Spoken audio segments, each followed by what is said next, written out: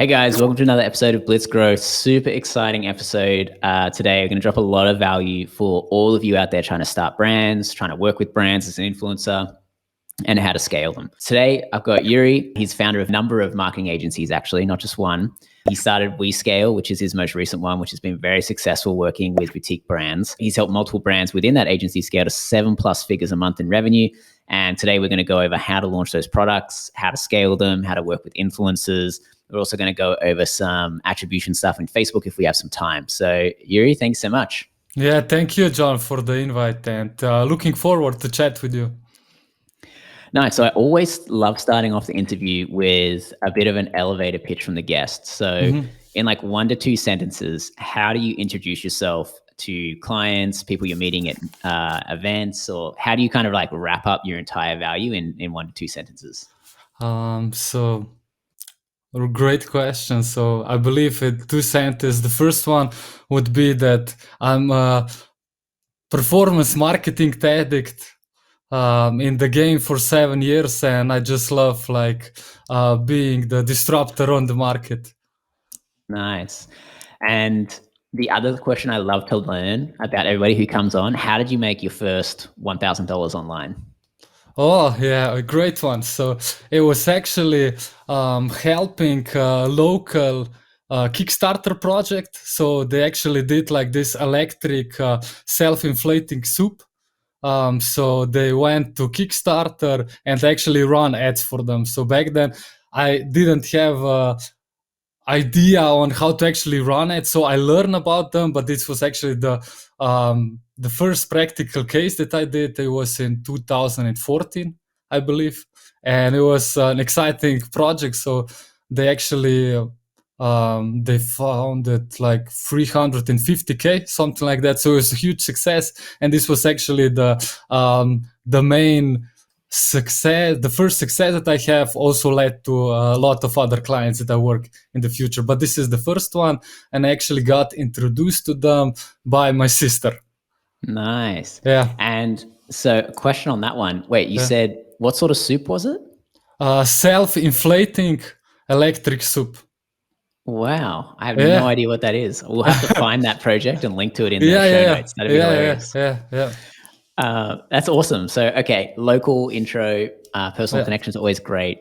Okay, so you know a little bit about starting brands. If you're an influencer or you're looking to dive into entrepreneurship, that sort of thing, what are some key factors that people should understand or at least set up when they're launching a new product or a new brand, in your opinion? So do you want to touch more on this business side or more on the marketing side? I would say let's do both, but let's briefly do the business stuff because a lot of people just don't know where to get started. And then we can go into the marketing stuff because once you've built something, you definitely need to market it to get people to come. People don't just come for no reason. Yeah. I think the best way to start is to first actually analyze or look into yourself to actually understand what are your passions, because I believe the number one, if it's your passion, it will be much easier to actually go above and beyond to create a successful story. So I think this is actually the first advice that I would actually give.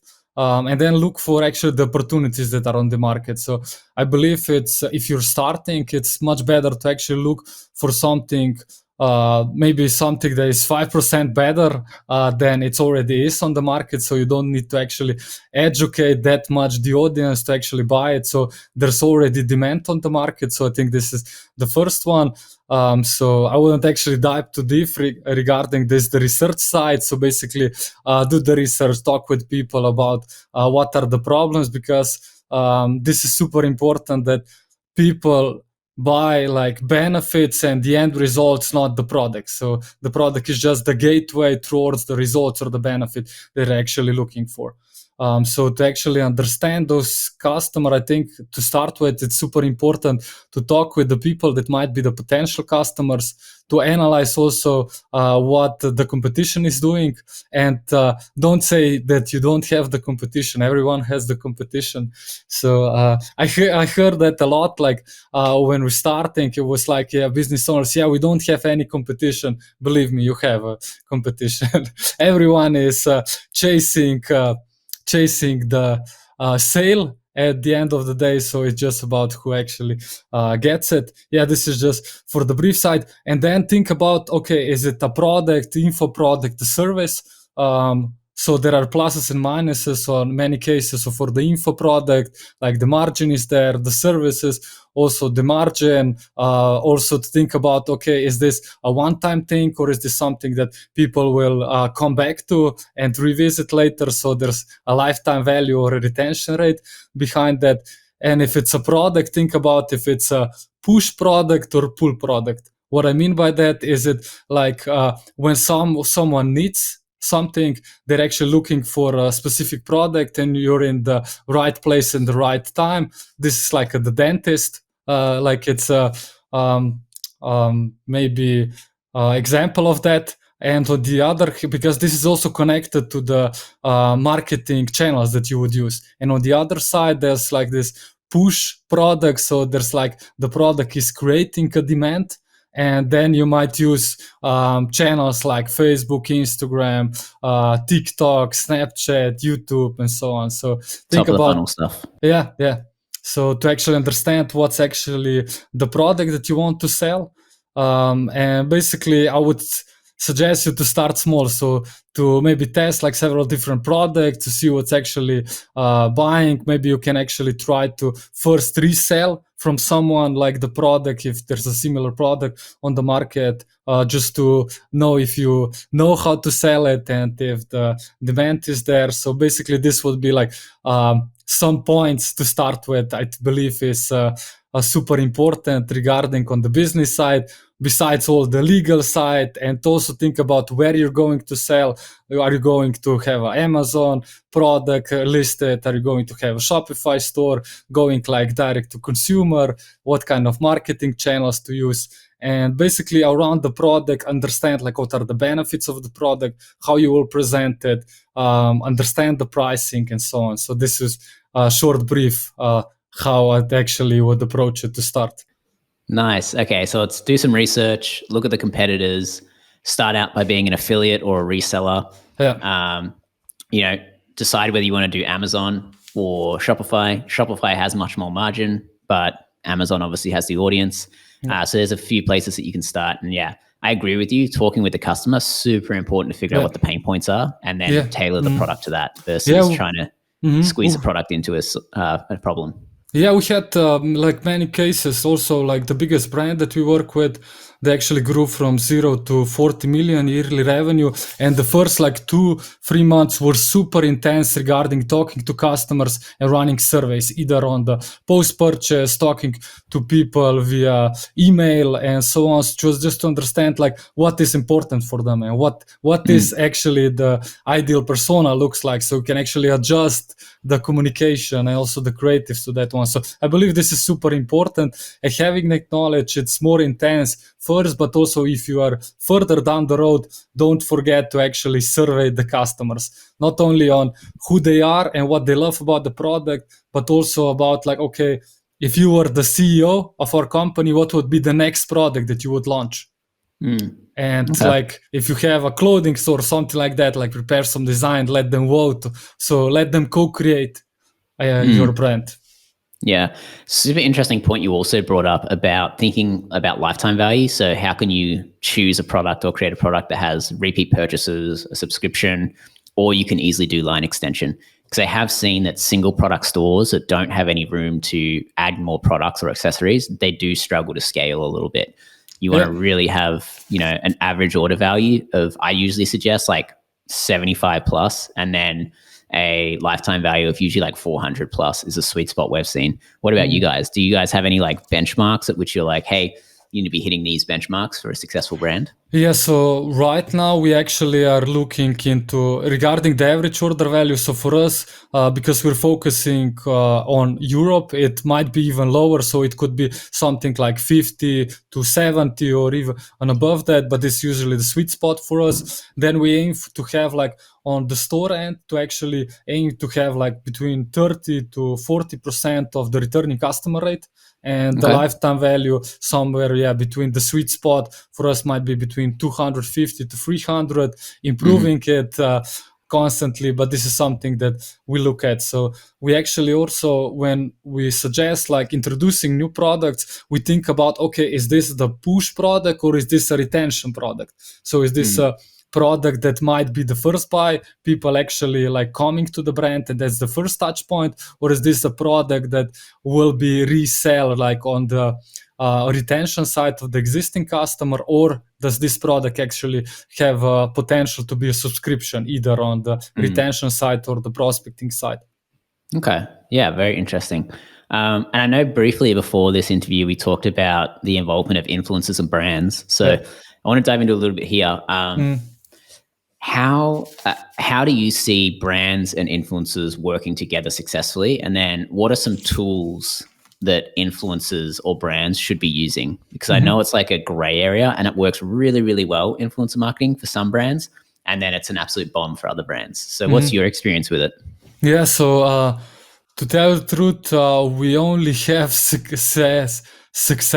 It's either how big of a success it is, because I believe like if the brand is going to the social media approach, they need a lot of content. And who's better to actually produce the content than the influencers? Because these are like people that are native to the platform, and people want to actually see the native content and how they actually can integrate together. So it's regarding the quality on the how native the content can be. It's also like not only on the content creation side, but you have like paid per post collaborations, you have whitelisting of the influencers. So there's many way how people can actually integrate. So how influencers can integrate with businesses. So I actually started using this combination of influencers and business. I think it was 4 years ago, something like that. Because back then I always have the problem of, okay, so we're organizing a shooting, we get some content, then we create like 200 iterations, but there's not this huge diversity, and we always had like a problem of content not being native enough. So we actually started working with influencers. First it was paid posts.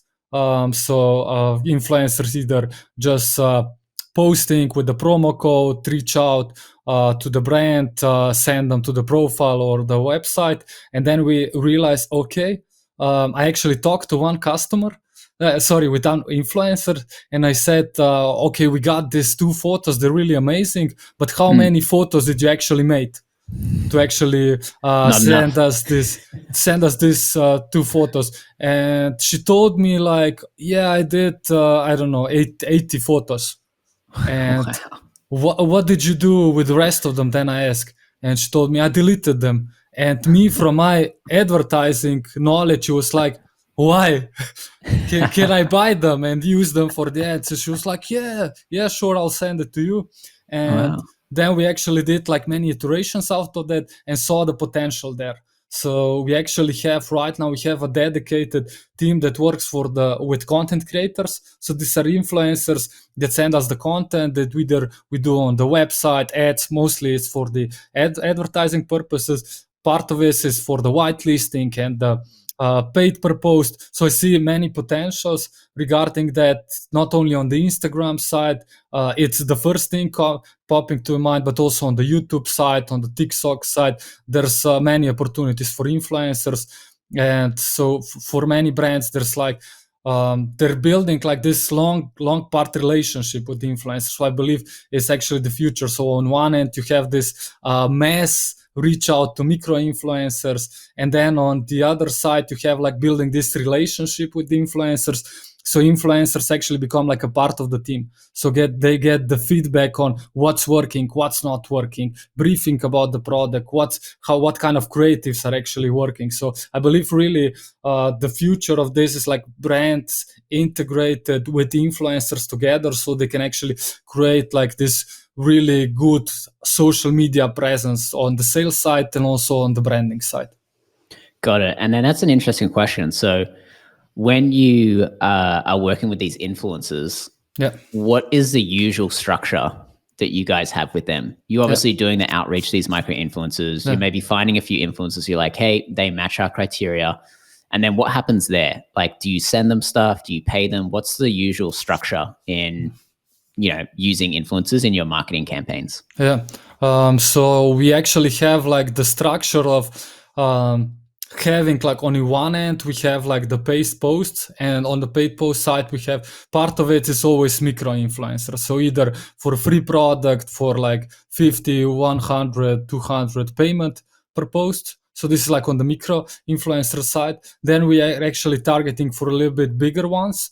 Depending on the country, what's the benchmark, because in some markets it might be that the benchmark is 50K, on some markets it's 100K, on some markets it's 15K. So that part, and then later down the road we also aim for the bigger ones. And what happened in reality is that on the profitability side, in a lot of cases, like micro influencers outperform the bigger ones.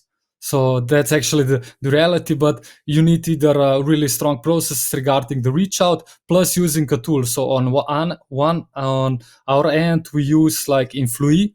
So Influee is the app that we use for the content creation and collaboration with micro influencers. So they really have this amazing feature of you can open up a campaign and actually influencers apply to your campaign. And then you actually decide who you want to work with. You can do some negotiation inside the platform. And the other amazing part that they have is that you can actually order content. So you said, okay, I need 50 pieces of content. This is the budget. And then they reach out and deliver the content to you. So that's why we leverage it a lot. It's like the extended arm of the team. So we can actually collaborate more on that side. So this is the part of the campaign, and part of the campaign is the content creation side, where we actually try to aim for micro influencers or mid influencers actually transform to content creators, and we have like a deal with them on the monthly basis how many pieces of content we need from them. So we sign a longer contract with them ongoing. So on our end is also a dedication that we will give them feedback, try to actually come up with ideas together with them to come with more and better content month by month. Yeah, it's interesting. So brand photo shoots are really just getting replaced with influencer relationships, and they're doing all of the content creation, and then the brands are just essentially, hopefully, having them on monthly retainers to continually produce content for them. Yeah, because I feel like that's also cost effective for the brand, because some of the photo shoot setups are super expensive. So, the organic looking stuff is a lot more cost effective. I would say some brands are probably still needing professional photo shoots for their product shots. Yeah, that's why I actually wanted to add. It's not that it's only one or the other. I think test both and see what works for you. It's super important to actually have the system in place to understand what's working on you on the creative side, because with many brands, either if I consulted or work with, they didn't have like the proper naming structure or the system behind to understand what's working, what's not working. So it's test both and keep testing both. It's just about how the budget for the content creation is actually distributed. Got it. Okay. So to recap that, it's kind of like, do the outreach to micro, medium, and large influencers, try and get them to agree to the scope of work you have and the price you want to pay per post or a monthly retainer. Then use all of that content in your organic and paid advertising pretty much. That's kind of like that influencer marketing process for content that you follow. Is that right? Yeah, Plus, then try to transform them into content creators.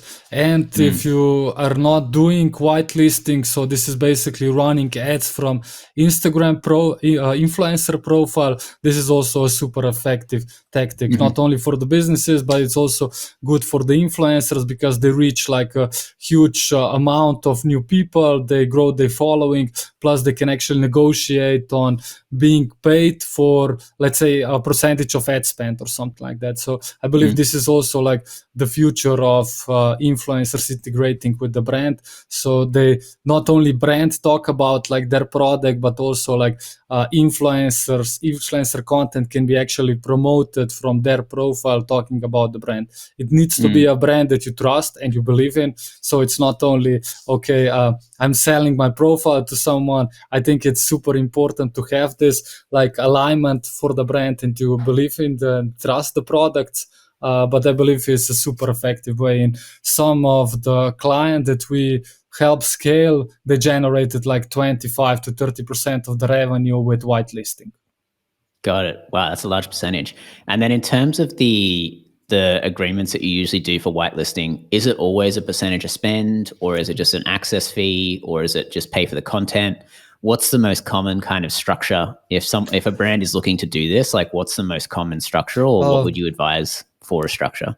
For the structure, I would say on the brand side, it makes sense to have like the monthly payment or something like that to have the access of the influencers. In many cases, it's not like that one influencer will work like for 6 months or something like that. So there's obviously is like a timeline that it might be like 2 months, 1 month, 3 months or something like that. So I think it's good to actually have this availability. But if you work with the bigger influencer, they often demand percentage of ad spend. So the percentage of ad spend might be between like 3 to 10%, something like that.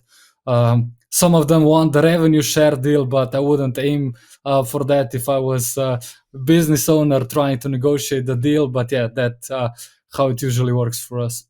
Got it. Okay, that's pretty cool. And then a few other questions around this. So I know one of the big brands that you've worked with is in the yoga space, apparel yoga space, which obviously sways really well to influencers. Yeah. When you're trying to find all these influencers and everything and negotiating the contracts, do you guys just do like an email agreement, or do you guys have full-on contracts that you get e-signed and all that sort of stuff? So if it's a smaller influencer with payment, let's say below 2,000 or 1,000, we just do email agreement. If it's above that, we sign a contract. That's how we usually do it. Plus, also if we use a platform like Influi or something like that, you obviously have also that written agreement. And if they don't deliver, you can actually submit them to the platform, and basically they lose part of the business also for the other brands. Got it. Okay, so going through a platform does help. Yeah, One, definitely. I think the influencers get paid, and two, the brands get what they're promised. Yeah, there's still like percentage that won't be delivered, but I believe it's much smaller.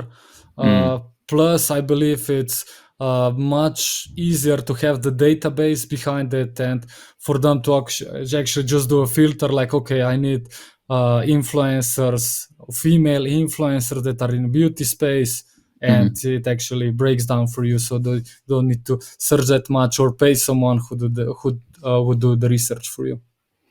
Nice, because like swapping this to the influencer and the content creator side, like this is a great way for them to monetize their audiences and everything too. So everybody who's listening, who's an influencer or they create their own content, this goes both ways. So the brands get your help to create the content and get distribution, but you can also start monetizing your followers and your Instagram accounts. I think it's also spanning into TikTok, Snapchat, every channel really is going towards influencers. This might also be especially TikTok. We started testing with TikTok a couple of weeks ago, and it's a super content heavy platform. Yeah. We've only seen user generated content and influencer content work. There's not a single piece of brand content has worked on TikTok for us so far. Okay, that's super interesting. And then this is also a great way for influencers to test out products. If there's brands that they're like, hey, I would like to create a product similar to them, they can always go and reach out to them, get an agreement to create some content, and then try and sell the product to their followers. And then if it works well, they could obviously just go and create their own version of that. For that and the creation of products and launching products, is there any tips that you would give for trying to understand what products you should create for your own follower base? So is there any tools or research or ways that an influencer could kind of understand what would be a good product to sell to their audience? I think you can use tools, but I would actually prefer the approach that you mentioned. So work with other brands, see what's actually working, because you can actually get the data on not only how much clicks actually was, but also if you use a promo code, ask for the brands to give you feedback on how many purchases they were made. But because I believe this is a huge lack of communication, because what happened usually is that influencers deliver the post and they don't get the feedback. So ask for the feedback. You won't get it in 100% in the cases, but ask for the feedback, because this will help you understand on what your audience actually is responding to. And I believe it's also like following like the similar influencers and actually see, okay, what are they promoting. I didn't deep dive that much into tools, to tell you the truth, to understand that, but basically it's I would trust the real response from the audience more than tool. Okay. Yeah, I think there's a great collaboration that influencers and brands can have together on multiple fronts, and both of them can leverage each other for ideas, revenue, and all that sort of stuff. But jumping into a little bit about 2022, what are you seeing that's going to work in 2022? I know a lot changed in 2021. Advertising got a little bit murky. What do you see in 2022 working really, really well for brands? I think the first is the mindset of going from ROAS mindset into profitability mindset. So this is the first one, because we don't have a clear data regarding what's the ROAS, and at the end of the day, ROAS won't help you save the company or something like that. So you need to be looking at the profit. So I believe this is the first change that need to make. So and that's marketing efficiency, isn't it? What you're talking about. Yep. Yeah. So I think this is super important to understand like your gross profit or EBIT at the end of the day. So there's super tools like Triple Whale or something like that. For those of you that are in the marketing space, I assume you know a lot of tools like that. But this is, I think, the first one that I think will change the industry a lot, because in many cases, marketers don't only focus on the ROAS, and they didn't mention like, okay, we have a special discount or something like that. So for the business owners, it's like focusing on the profit. The second one is, I believe, is dealing with the privacy changes and the tracking issues, to actually find the right toolkit or the way to actually track everything and to understand not everything, but to track clearer, to have the picture of what's going on. Third one is, I believe, a lot of media buying spend will move to TikTok. So this is what I see in the last couple of months. I still believe there's room for all the channels, but I believe the TikTok will get an even bigger share than last year for the brands that they work, or they will test, a lot of them will test for the first time and see there's advertising space is cheaper, plus it can be really efficient in some cases. I believe what will also have a big effect will be like this integration with influencers, because like we discuss, content will be more important, and especially UGC. And I also think we'll go back to the community building, because I think there were years of being super focused on the paid advertising, and I believe right now is super important time to not only understand like the whole marketing mix and the efficiency of that, but building a community behind it to actually have the real conversation with the customers, to build up the trust so they can actually co-create your story. So I believe like the community will be even more important in many cases, because we actually saw for many brands that they reach like some level of growth, and without the community they wouldn't actually be able to go further. So that's a couple of things I see, besides like the usual, the retention, how it's going to be important and so on. But that's like some main areas that I believe we should focus on this year. Yeah. And just for those who don't know, the profitability or marketing efficiency ratio is essentially just total revenue divide total ad spend. And that can kind of be a benchmark. And you want to, like, what a good idea is to look at that kind of like day over day, week over week, month over month, and make sure that keeps growing. It's a good kind of like North Star for brands to have, and to understand what their effectiveness of their marketing is.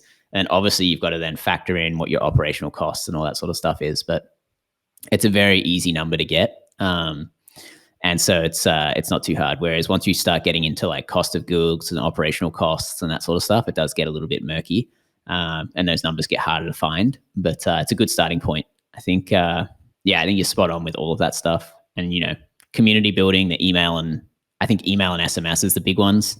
Any other community building strategies you would suggest, or this is just those two? I would actually focus to organic channels, actually, especially like TikTok, to try to grow it as much as possible. I would focus on, if you have the opportunity, to build up that Facebook group that everyone is chatting about, because we see like what is happening on the platform, that people are not actually posting constantly anymore, but the majority of the conversation is actually happening inside the group. So we have like many businesses that open up this, either it could be like a brand community or like a passion Facebook groups to actually understand their audience better. But the good one can be also like for research and so on, can be like Reddit and something like that. But this would be like the main areas. I believe also email is important, but I will actually try to aim for the channels where people can have a discussion between each other. It's not only you talking with the end person, but it's also like them having a discussion with each other. Because I believe like in Facebook groups, so I know it's an old tactic, but it's super effective. Because if you are looking for one product and you're not that sure about, okay, yeah, everyone can fake reviews, everyone can fake video testimonials, but not, it's hard to test like the community in the Facebook. So they might join the community there, see what's going on, the discussion, how it is without the brand, how the product look like, are they good, or not, is the brand communicating with their community. So I believe like this is also an effective approach to take. And it's not only customers, I think also like include influencers in the community also. Yeah. Okay. All of this has been so helpful. Jure, where can we find out more about you, more about what you're doing, the type of work that you're doing, the strategies you're using? How can we find you online? Yeah, I think the best place would be LinkedIn. So that's about me. Regarding the company, what we do is wescale. So wescale agency. So we have a commitment this year to actually share more knowledge on the written video side, podcasting, and so on. So I think for the company side, the best place would be the website, where we have like the knowledge, the media, and so on. So that's the place to look at. Yeah, well, this one's been a great one. You've shared a lot of strategies and a lot of insights. So this one hopefully will be one for your archives. And people looking, definitely check out the spelling of the name in the ad. In the comments. Jure with a J. I was the sucker that pronounced it wrong at the start of the podcast. No worries, no worries. It happens a lot. So I appreciated that you mentioned to copy paste it from the description. Okay, awesome. Well, thank you so much, Jure. Really appreciate your time. And everybody listening, I hope you got a lot of value out of this. Don't forget to, subscribe or thumbs up or do whatever to this episode if you liked it. Let us know how much these podcasts help you out, and really appreciate it. And we'll see you next time. Hey guys, we put a bunch of effort into making great content for this YouTube channel. So please hit subscribe, leave us a comment, hit like, and tell a few friends about it.